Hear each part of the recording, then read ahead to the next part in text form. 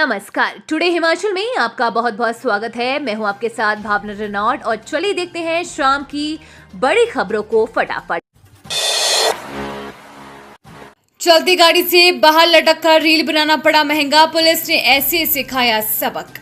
शिमला में पर्यटकों द्वारा नियमों की अनदेखी की घटना एक बार फिर सामने आई है। हाल ही में एक वीडियो वायरल हुआ है जिसमें एक लड़की चलती गाड़ी से आधा बाहर लटक कर सोशल मीडिया रील बना रही थी, जबकि गाड़ी की पिछली सीट पर एक लड़का इसे रिकॉर्ड कर रहा है।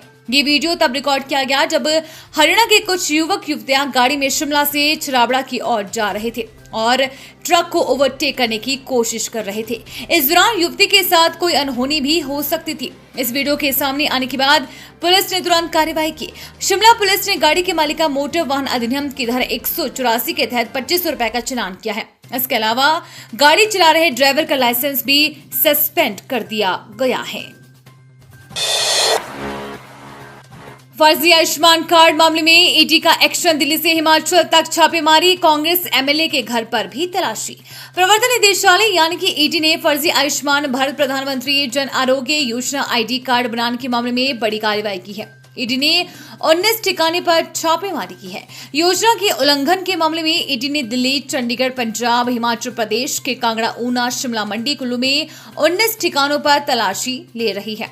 बांकी बहारी अस्पताल, फोर्टिस अस्पताल सहित कई अस्पतालों में ऐसे फर्जी कार्डों पर कई मेडिकल बिल बनाए गए हैं, जिससे सरकारी खजाने और लोगों को नुकसान हुआ है। हिमाचल प्रदेश के 2 कांग्रेस नेताओं का नाम सामने आया है। राज्य सरकार को शोंगटोंग कच्छम जल विद्युत परियोजना के लिए अंतिम एफसीए मंजूरी मिली। मुख्यमंत्री सुखविंदर सिंह सुक्खू ने बुधवार को कहा कि केंद्र सरकार के पर्यावरण, वन और जलवायु परिवर्तन मंत्रालय ने वन संरक्षण अधिनियम चरण 2 के तहत किन्नौर जिले में शोंगटोंग कच्छम जल विद्युत परियोजना के लिए लगभग 85 बीघा जमीन के उपयोग की स्वीकृति प्रदान कर दी है। उन्होंने कहा कि इस परियोजना के निर्माण के लिए बेहद महत्वपूर्ण ये स्वीकृति केंद्र सरकार के पास वर्ष 2018 से लंबित थी। राज्य सरकार के निरंतर प्रयासों से ये महत्वपूर्ण सफलता प्राप्त हुई है। उन्होंने कहा कि परियोजना का कार्य पूरा करने के लिए पुल निर्माण करने को इस भूमि की आवश्यकता थी। सुक्खू ने कहा कि वन संरक्षण अधिनियम के तहत ये स्वीकृति केंद्र सरकार के पास लंबे समय से विचाराधीन थी, लेकिन वर्तमान प्रदेश सरकार ने कड़े प्रयास करते हुए स्वीकृति प्रदान करने के लिए केंद्र सरकार के समक्ष अपना पक्ष मजबूती से रखा। केंद्र सरकार की ओर से प्रथम चरण की स्वीकृति 19 मार्च 2024 को प्रदान की गई थी। इसके बाद राज्य सरकार ने आवश्यक नियमों व शर्तों की अनुपालना रिपोर्ट सैद्धांतिक मंजूरी के लिए केंद्र सरकार को सौंपी और केंद्र सरकार से अंतिम स्वीकृति के लिए आग्रह किया। उन्होंने कहा कि शोंगटोंग कच्छम जल विद्युत परियोजना राज्य की विद्युत उत्पादन क्षमता को बढ़ाएगी और राज्य की आर्थिकी को सुदृढ़ करने में महत्वपूर्ण योगदान देगी। ओट लुहरी सड़क पर फलों से भरी जीप पलटी, चालक सहित 3 लोग घायल। मंडी जिला के बाली चौकी में ओट लुहरी सड़क पर एक पिकअप जीप हादसे का शिकार हो गई, जिससे चालक व 2 अन्य लोग घायल हो गए हैं। जीप में सेब, नाशपाती और प्लम भरे हुए थे, जो कि सड़क पर बिखर गए। इस घटना में बागवानों को लाखों रुपए का नुकसान हुआ है। जानकारी के अनुसार सुबह के समय जब जीप बंजार से टकोली की ओर जा रही थी तो अचानक धामण भवानी क्रशर के पास ब्रेक फेल हो जाने के कारण वो अनियंत्रित हो गई और दुर्घटनाग्रस्त हो गई। हादसा और भी खतरनाक हो सकता था, लेकिन जीप चालक ने सूझबूझ का परिचय देते हुए जीप को खाई में से जाने से रोक लिया, जिससे 3 लोगों की जान बच गई। सेब के बगीचों पर मौसम की मार, कम बारिश के चलते फलों में सनबर्न की समस्या, बागवानों की बढ़ी चिंता। शिमला में बदलते मौसम के कारण सेब के बगीचों पर दोहरा संकट पैदा हो गया है। कई इलाकों में सेब के बगीचे जहां अल्टरनेरिया रोग की चपेट में है, तो वहीं दिन के समय निकल रही चटकीली धूप सेब के फलों पर भारी पड़ रही है। कम वर्षा के कारण फलों में सनबर्न की समस्या पैदा हो रही है। तेज धूप के कारण सेब पीला पड़ रहा है और बगीचों में ही खराब हो रहा है। इसके अलावा सूखे के कारण सेब के पौधों में रस्टिंग की समस्या भी काफी ज्यादा है।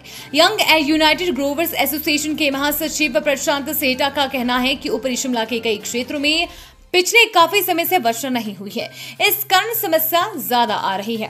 अगर आने वाले दिनों में अच्छी वर्षा नहीं होती है तो फिर बागवानों को नुकसान उठाना पड़ेगा। सनबर्न व रस्टिंग वाले सेब को मंडियों में भी कम दाम मिल रहे हैं। हालांकि जो सेब की गुणवत्ता अच्छी है उसे मंडियों में दाम अच्छा मिल रहा है, लेकिन खराब सेब को दाम कम मिल रहा है। श्रद्धालु से भरा जीप ट्राला पलटा, 28 लोग गंभीर रूप से घायल। अंब हमीरपुर राष्ट्रीय उच्च मार्ग पर पड़ते ज्वार के निकट सिंकारा दपरहू में श्रद्धालु से भरा जीप ट्राला पलटने से नकोदर के 28 श्रद्धालु घायल हो गए।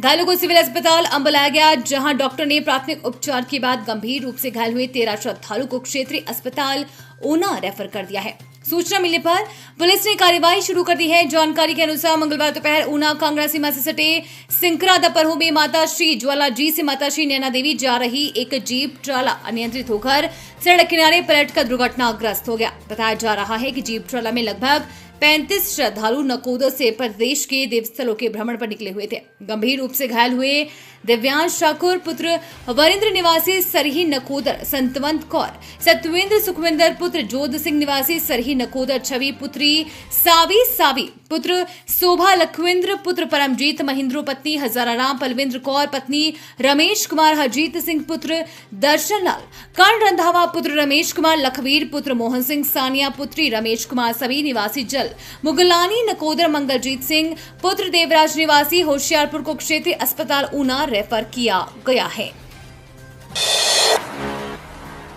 डिपो में फेल साबित हो रही है बायोमेट्रिक मशीनें, लोगों को नहीं मिल रहा राशन। इंदौरा क्षेत्र के सरकारी राशन डिपो में बायोमेट्रिक पॉश मशीनें नहीं चलने के कारण उपभोक्ताओं को परेशानी का सामना करना पड़ रहा है। रामकृष्ण, दौलतराम, चरणदास, अर्जुन, राम प्यारी व सोनिया आदि ने बताया कि वे राशन लेने के लिए एक हफ्ते डिपो के चक्कर लगा रहे हैं, लेकिन राशन नहीं मिल रहा है। बलवीर सिंह और उधम सिंह ने बताया कि वे दिहाड़ीदार हैं और राशन के लिए बार बार डिपो का चक्कर लगाना उनके लिए परेशानी बन गया है। बायोमेट्रिक पॉश मशीन न चलने से उन्हें इस माह का राशन नहीं मिला है। मंगलवार सुबह ठाकुर द्वारा डिपो में राशन लेने वालों की भीड़ लगी रही। मशीन का सिग्नल न होने के कारण सबको निराश होकर लौटना पड़ा। उपभोक्ताओं ने विभाग सरकार से अपील की है कि पॉश मशीन वाले सिस्टम में सुधार करे और जब तक सुधार नहीं होता लोगों को पहले की तरह ही साधारण तरीके से राशन दिया जाए।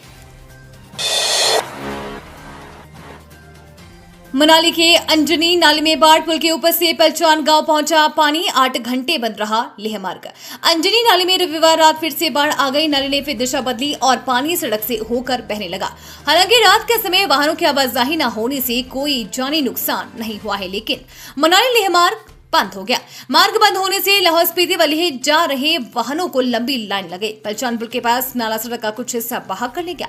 साथ ही पानी पुल के ऊपर से पलचान गांव तक पहुंच गया। ब्यास नदी से पलचान के 2 घर खतरे में पड़ गए हैं। ढाले राम, संतोष, हुक्मराम, पूर्णचंद, दौलतराम व देवराज ने बताया कि ब्यास नदी उनके घर तक पहुंच गई है, जिस कारण उन्हें घर खाली करने पड़े हैं।